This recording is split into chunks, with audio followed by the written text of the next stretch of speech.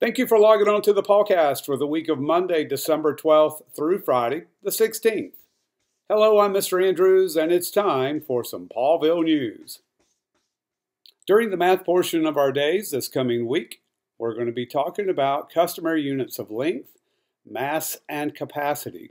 It's going to be very important for students to come home each and every day, and they have to commit to memory the relationship between the various measures within length, capacity, and mass. So, for example, we're going to need to make sure we all know that 12 inches are in a foot, 36 inches in a yard, 3 feet in a yard, 5,280 feet in a mile, and even 1,760 yards in a mile. Things like that, so that we'll be able to convert and to be able to compare. But that's going to be happening for length, capacity, and for mass this week. We should have an assessment by the end of the week, so very important for students to come home and practice and have that committed to memory. Also in math this week, students who have already joined the stock market game, it's not really the stock market game, it's the Market Watch game that we are using as a practice. The stock market game itself is going to begin in the month of February and go through April, so we've got a little bit of time. And this is an opportunity for students to get used to researching companies, looking at good investments. These investments, as we've talked in class, are not the typical kind of ways that we invest. Investing in the stock market needs to be something extremely long-term, and we've discussed how bank loans, or not bank loans, but savings in a bank and things like that are completely different from drawing interest or earning in stocks. So it's time for that to begin, and we've got until I think January 19th for students to invest and see how well those investments will go for just a month and a half. Certainly not anything like the real way we would want them to invest in the market, but they're getting a good feel for what it feels like, and hopefully one day we'll have 27 that will be wanting to invest for their future. In science this week, we're going to continue with our ecology research. Students during our ELA time and science time are spending that opportunity to research, and they're using graphic organizers to be able to take notes and keep that information fresh. We are still working towards writing a research paper that's going to be starting very soon, and that research is going to be where students are able to prove and show how much of an expert they've become with their ecosystem. So we're still in that process during science and during ELA. I'm still conferencing with students during the day, and we're talking about their goals. Students should continue to read 30 minutes each and every evening when they come home. If they're not able to read 30 minutes a particular evening because of events that's going on or whatnot, they know that they need to try to make that 30 minutes up at some point the following day. During our social studies time, we've had a great time introducing the idea of our cultures in North and South America and how they've been influenced by Native Americans. And now this past week, we've studied and read about how the Spanish explorers have come over, and they have started having an impact on the Native Americans and the cultures that are being left behind, both positive and not so positive impacts. As we continue this week, we're going to be talking about the English and French explorers that came over to claim land for their respective countries as well. As a teacher, it's really a thrill to be able to see that students get a chance to apply the information that we learn in class, and we've had several opportunities to be able to do that this school year. I'm trusting that you're able to see that your child is able to comment or talk towards or discuss things that, wow, I didn't think that my 10-year-old and 11-year-old could do. So as that progresses, it's really fun to be able to see students do that in some very impactful ways. A couple of weeks ago, one of our students, Riley Bradshaw, was able to go on a family trip to Pennsylvania. And during that trip, he went to the area where Punxsutawney Field, our groundhog, that supposedly tells us whether we're going to have 6 more weeks of winter or spring's on the way. While there, of course, they would have a weather center there, and as you can see in the photos, Riley was able to do a very real application of sharing the weather. And his family was nice enough to send these photos using the green screen and doing some really cool things, demonstrating his knowledge of weather. What a great opportunity. This past week, and in fact, on Thursday of this past week, Mackenzie Moore had a similar opportunity. She took the challenge to write Van Denton and let Van know that she would like to be Van's weather kid. And she was accepted.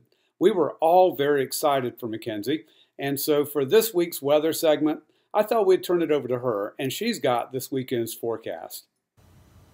Hello, I'm Mackenzie Moore from Greensboro, and coming up today at 4, I'm Van's weather kid.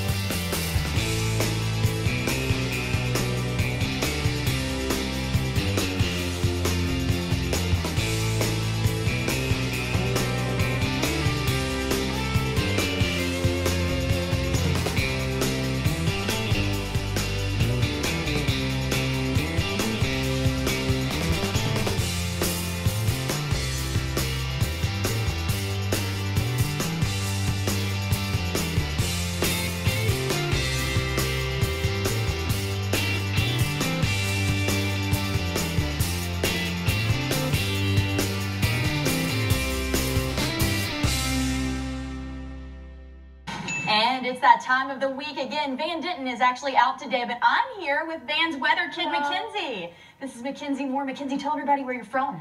I'm from Greensboro, North Carolina. And where do you go to school? What grade are you in? I go to school at Northern Elementary School, and I am in 5th grade. 5th grade. And you told me that your principal and your teacher and a lot of the kids are watching, right? Do you want to say hey to them? Hey, guys. Yes, hi. Are you excited they're watching you today? Yes, ma'am. Yeah, you're going to do a great job. Thank you. So let's take it away. All right, so we'll get started here.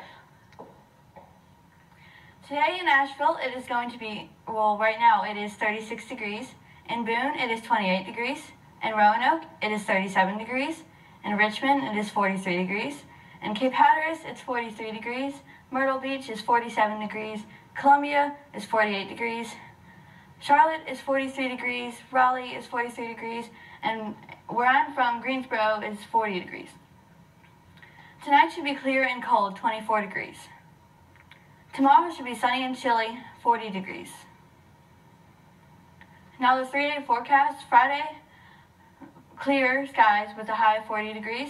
Saturday, partly cloudy with a high of 40 degrees. And Sunday, mostly cloudy, 20% chance of rain with a high of 45 degrees.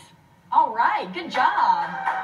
That was great. Thank you. So, all right, who came with you today? Who was watching you? My family. Your family? I know they were really excited. Tell me, though, what's your favorite kind of weather? We talked a little bit about that. I like rainy weather. Okay, we talked, what do you have that you use in the rain that you think are really cute? Rain boots. Rain boots? We actually have the same rain boots. They're both red. So who do you want to say hey to today? I like to say hi to Mr. Andrews, Paulville 21 class, my dance group, and friends and family watching at home, and also friends and family in Tennessee. So tell me a little bit about your brother. He's here too. He got to be in your commercial. How old is your brother? He is 8 years old. Yeah? Does he like weather as much as you? No. No? And, you know, I know we talked about this too. What do you want to be when you grow up? I want to be either an accountant or a meteorologist. All right. You think you want to work at Fox 8 one day? Yes, ma'am. All right. Well, you did a great job. Thank you. Hey, if you guys want to sign up to be Weather Kid, I know some of the kids out there do want to do that. You can write a letter to Van Denton stating why you want to be a Weather Kid and tell us why you love weather so much. You can send that into 2005 Francis Street, High Point, North Carolina, zip code 27263. Just a reminder, though, you've got to know how to read, and you need to be between the ages of 8 and 13 years old. Where is Mr. Andrews? He's in the U.S. He's at a capital. Which one will we learn about this week? So where in the United States is Mr. Andrews this week? I really enjoyed last week's opportunity for you to provide the clues for Dover, Delaware. And this week, Cassie and JJ behind me here want to have more. So I read them to them. They were really impressed. And believe it or not, they were able to guess Dover, Delaware. They cheated. They were here with me when I recorded. Well, this week, as you can see behind me, not these cats, but really behind me right now, you can see that I'm at the North Carolina State Capitol Building in Raleigh. You guys saw that last year as 4th graders. So this week, what I want you to be able to do for these cats right here and for me, to write down 4 clues that you would give for our home state that might be a clue to help someone else who doesn't know where I'm at in the photo, how they would be able to guess Raleigh, North Carolina as the state and our capital. I look forward to reading these as well this week. Do a good job. Think about what types of facts would be only for North Carolina and not a possibility for other states, and do a great job with that. Remember, North Carolina, Raleigh, and your mom and dad's signature along with your own, and that will be this week's bonus answer. Where is Mr. Andrews? He's in the U.S. He's at a capital. Oh, which one will we learn about this week?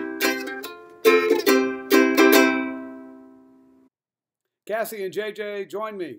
Let's all have a great week together, and let's all, see, she left. She jumped on the big paw.